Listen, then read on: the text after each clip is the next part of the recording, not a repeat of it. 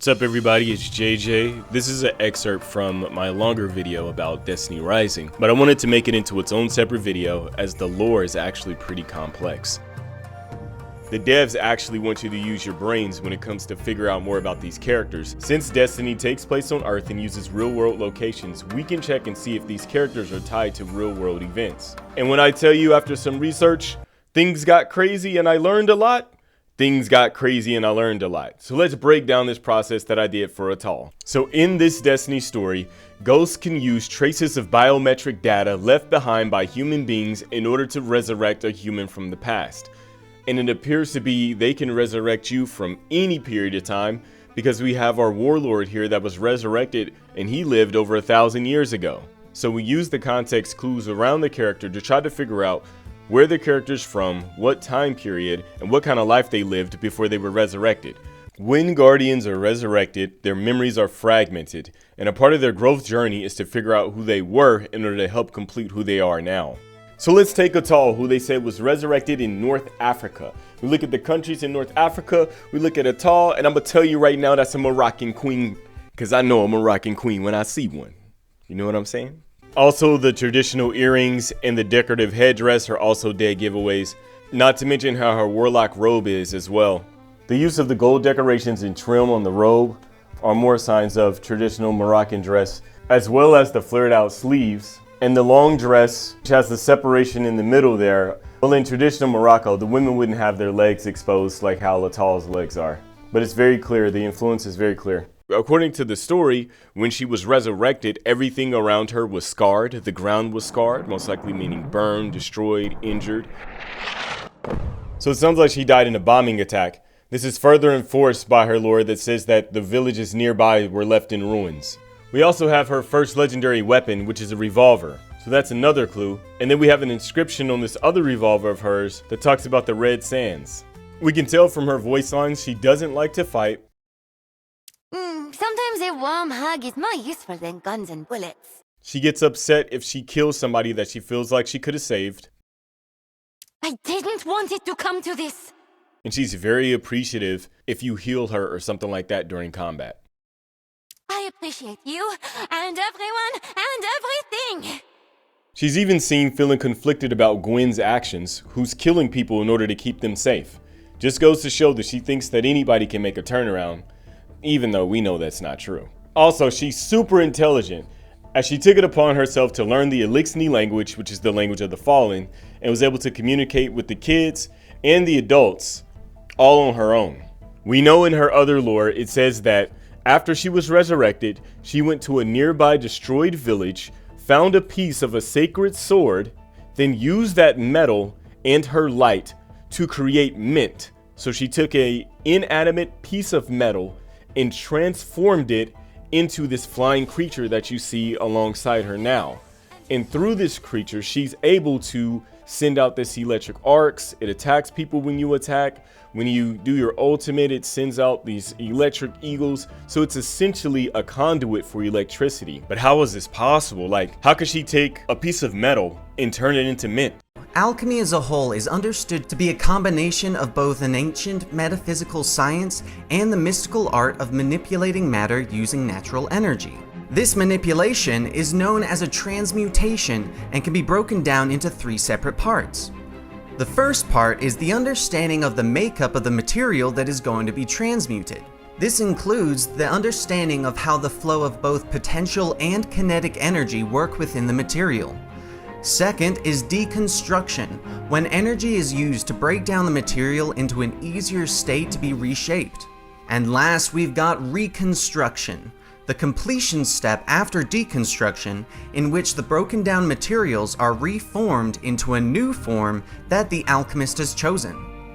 Sometimes this can be transmuting something into an entirely new form, or transmuting a broken radio into a working radio. To properly do this, there needs to be both complete understanding of the chemistry of the materials, as well as ancient alchemy theories. But it also requires having the natural talent to recognize and manipulate both the materials and energy properly to perform your transmutations. As you can imagine, this requires a higher than normal level of intelligence and aptitude. The few who have the knowledge and skill to perform transmutations are then known as alchemists. An alchemist has several ways they can transmute materials. Some use some of the 4 classical elements, which are water, earth, fire, and air. Other alchemists use the 3 essential principles, including salt, sulfur, and mercury. However, the basic foundation and the number 1 rule of alchemy is the law of equivalent exchange. There are 2 parts of equivalent exchange that are rooted in actual science. The first being the law of conservation of mass. This is the law about how energy and mass cannot be created or destroyed, only changed from one form to another. The second part is the law of natural provenance. This law is about how an object made of a certain material can only be transmuted into something containing the same components and chemical makeup of that original material. I know this sounds crazy, but it sounds like she did transmutation on that piece of that sacred sword in order to turn it into mint. And she said herself that mints can't hear, so I don't know if it's alive or if it's just an animated object. But that's our next clue. Alchemy. And remember, in the lore, it said when she was resurrected, she started moving on instinct. So her going to the village was on instinct, which makes me think that's where she's from. Because if you've been in a tragic accident or something and you're comatose, the first thing that happens when you wake up is like, where's my family? Is my sister okay? So you start thinking about where the people were that were involved in the same incident as you. And since she probably recalls getting blown up at least, then she knows whatever was happening when she died. I don't think it's a coincidence either that she went straight to the village and straight to where the sacred sword was. And the fact that she created mint on instinct as well just shows that she has this vast understanding of alchemy. But let me ask you right now, do you think with all this information that we have, as fantastical as it sounds, do you think this could actually be based on a real life person, or we could find all of these things in history all happening at one time? Do you think that's possible? I'm going to tell you right now, not only is it possible, but it's highly probable that a person like this existed. So let's go to the results of our research. At the dawn of the 20th century, Morocco found itself ensnared in the scramble for Africa. Following decades of European pressure and internal instability, the Treaty of Fez was signed in 1912, establishing a French protectorate over the majority of Moroccan territory. Spain, though a lesser colonial power, was granted control over 2 zones, the northern coastal region and the far south. The north, known as the Rif, was mountainous, rugged, and populated by fiercely independent Amazigh tribes. For the colonial authorities, the Rif was little more than a buffer zone, a place to be subdued rather than governed, exploited rather than developed. Infrastructure was minimal, administration inconsistent, and interactions with the indigenous population often brutal. So during the French occupation of Morocco, the people of France didn't want to have continuous issues with the people of Morocco, hence why they signed the treaty to make it seem like everything was all good and that your sultan's still in control, nothing to worry about. The French were open to working with the people of Morocco, and indigenous people would often get trained on how to speak French. If they excelled enough, they could work with the French military. Females could work as medics, and they often needed indigenous people that spoke Arabic and French in order to be emissaries between the two of them. It's also not uncommon for an indigenous person who received French recognition to then move and live in French-controlled territories instead of continuing to live in their village. And we can further narrow down the time period by looking at her firearm. Her revolver is very similar to the 1860 Colt Army revolver, which was in high circulation at the time. It wouldn't be uncommon for farmers or for other people to have these weapons, as the French would not supply the Moroccan people with modern-day arms of the time. Also, it would make sense for someone who's working as a medic or as an emissary for the French military that has to go back and forth from the indigenous villages to the French territories to have a revolver on her. Everything was generally fine between the French people and the people of Morocco. However, some people had an issue with the Spanish territories. The Moroccans that lived in the Spanish territories, an insurgent group rose up and took over territory. They dubbed the name of the territory that they conquered the Rif. and often in terrible weather conditions. The Rifis allowed the garrison to leave the city before attacking in late November. They sniped, ambushed, and harassed the Spanish column the entire way, much to the frustration of Spanish officers who spoke of fighting against shadows. Spanish soldier Arturo Barea later wrote of the trauma in his autobiographical novel. The Moors got all those who didn't duck quickly enough. It took us 4 hours to get to the bottom of that ravine and 2 hours to climb that other slope until we were in open country. It was the worst butchery I've ever seen. Until 1925, El Krim was careful not to provoke the more powerful and experienced French forces in Morocco. French military governor Hubert Lyautey wanted to keep his distance as well, and some French administrators watched El Krim's victories over the Spanish with satisfaction. However, by December 1924, the mood was shifting. Lyautey spoke of an imminent Rifi attack.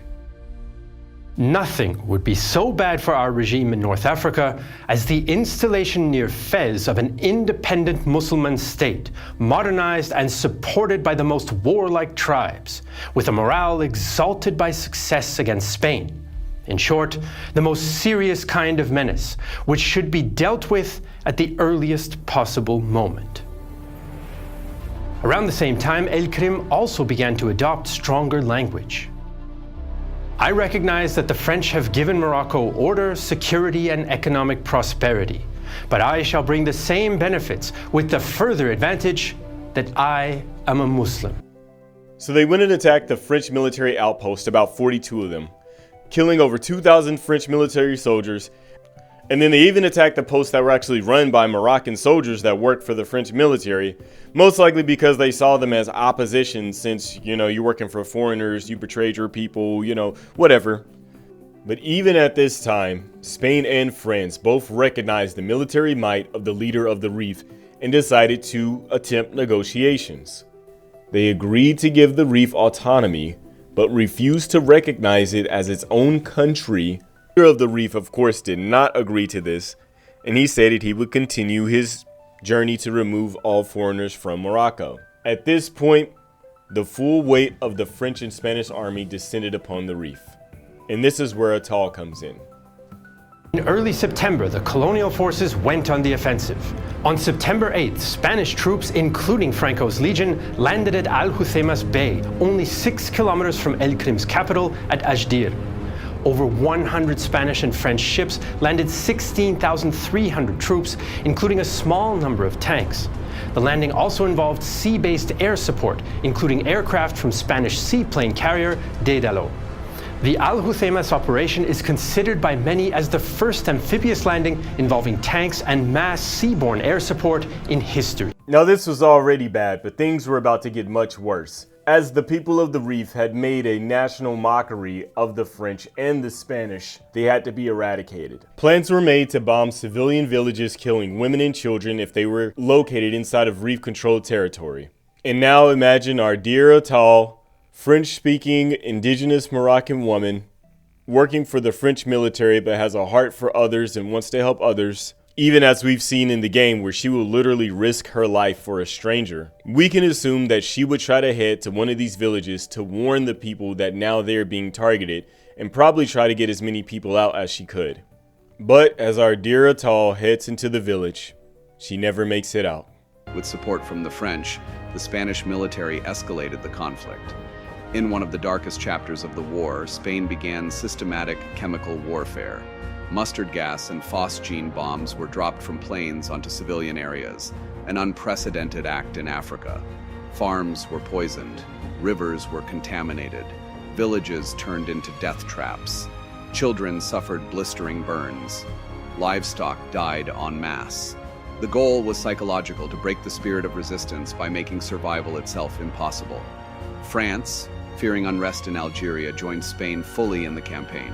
Over 300,000 French troops were mobilized, the largest colonial deployment France had ever sent to Africa. The combined forces launched a war of attrition backed by air raids, naval blockades, and chemical attacks. The Rif was turning into a crucible of cruelty. As the Rif burned, the world watched in silence. So you say, okay, It's all making sense now. I mean, everything except for the alchemy. So how do you figure that she knows alchemy? Did you know that the word alchemy is believed to come from the Arabic word alchimia? It was common practice for traditional tribes back then to practice alchemy, and some of those who practiced alchemy were called healers. Also, the knowledge of transmutation was already understood and being implemented when it comes to breaking down minerals in the pursuit of turning lead into gold. So everything that you heard them say on that Full Metal Alchemist clip was actually being practiced in reality since around 705 AD. In fact, one of the components needed for transmutation is sulfur. And the bombs and the mustard gas that was used on those villages in Morocco definitely contained sulfur. In fact, that sulfur could be around for years or decades, depending on how deep into the ground it got. So let's see if we could track this process down. A bomb hit her and killed her on the way to the village.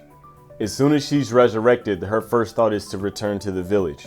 When she returns to the village and finds it in ruins, she finds a piece of a sacred sword, and then by instinct, she then transmutes it into mint. A part of the alchemical process is having a component that can break down the metal into a different state.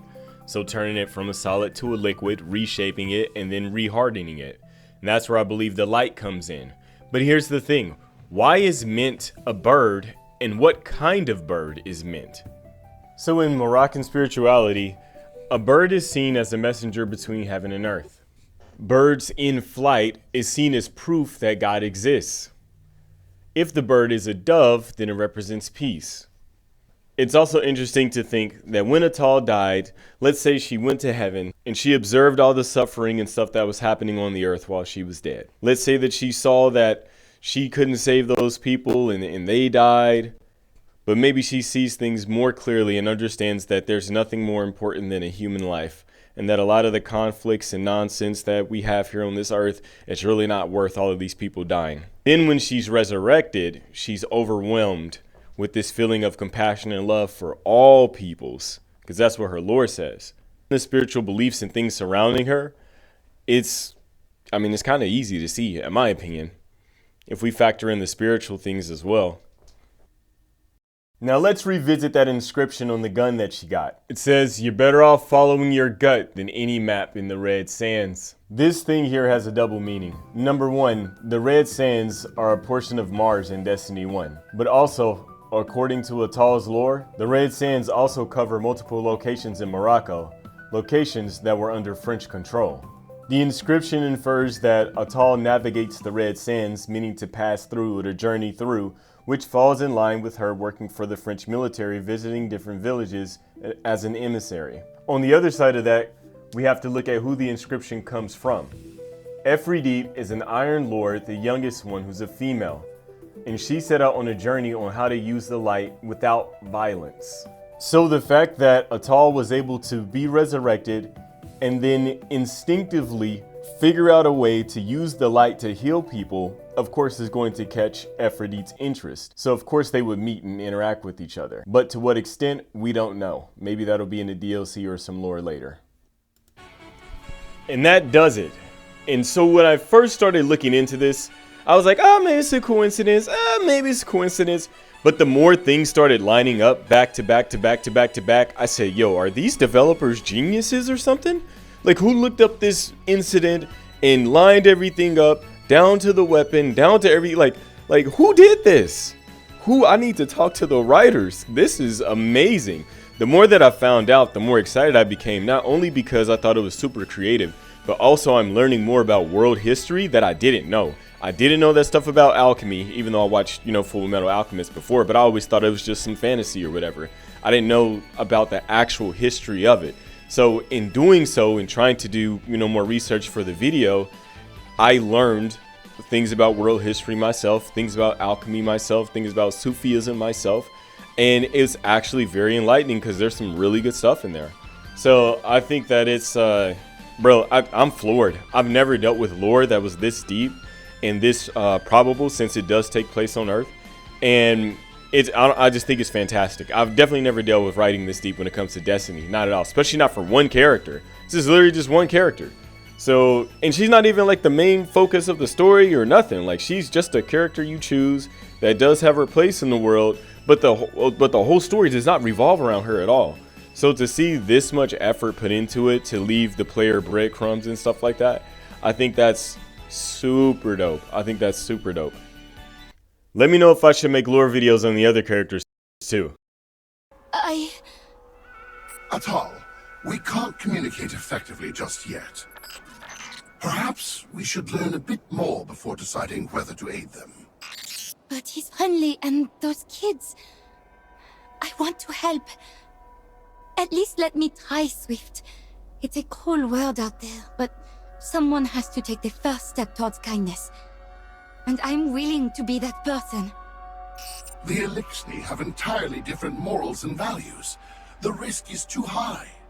I know, but I'm ready to face the consequences, and... no matter what, I at least need to try. I don't want to regret not making an effort. All right. You have my support. I knew you'd see things my way, Gramps. A kind Elixni gentleman, I'd like to help you. But you have to promise that you won't hurt any humans, okay?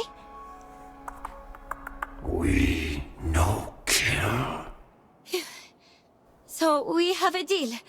But first, I have to escort some friends to safety. I'll come back later, okay? Yes. Attal, here.